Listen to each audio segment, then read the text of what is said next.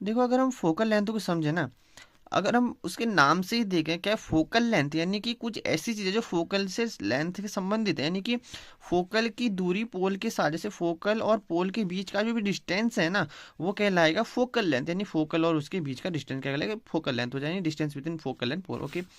ना अब बात करें हम कि अपर्चर क्या है, तो देखो इसका जो डायमीटर ना, जैसे मेरे पास एक स्पेरिकल मिरर है, मान लो कि ये मेरे पास एक स्पेरिकल मिरर है, तो इसका यहाँ से लेके यहाँ तक का जो ये डायमीटर है ना, ये कहलाएगा अपर्चर। किसी से भी डिनोट करते हैं, स्टार्टिंग पॉइंट है मान लो। अब जैसे आर बराबर 2 है, इसका मतलब देखो फॉर एग्जांपल मैंने एक फुटबॉल फील्ड को इमेजिन किया, यहाँ पर एक पार्ट है, दूसरा पार्ट है, ये मेरे पास एक हिस्सा है। देखो अब देखो यहाँ से ध्यान से देखें, तो यहाँ ये तो मान लो कि फोकल है, और अगर इस पॉइंट को मैं मान रहा हूँ, ओके, तो इसका मतलब यहाँ से यहाँ के बीच की डिस्टेंस ये है, तो ये मान लो एफ है। तो यानी कि ओवरऑल देखो तो ये हिस्सा क्या है, 2f है। वही चीज़ यानी कि जो सेंटर ऑफ कर्वेचर है वो फोकल फोकल यहाँ पे इसके बीच के है, यानी कि पोल और सेंटर ऑफ कर्वेचर के बीच में फोकल है, यानी कि यहाँ से डिस्टेंस और ये डिस्टेंस बराबर होगी, तो हम कह सकते हैं कि ओवरऑल डिस्टेंस कितना हो जाएगी, एफ प्लस एफ यानी 2f।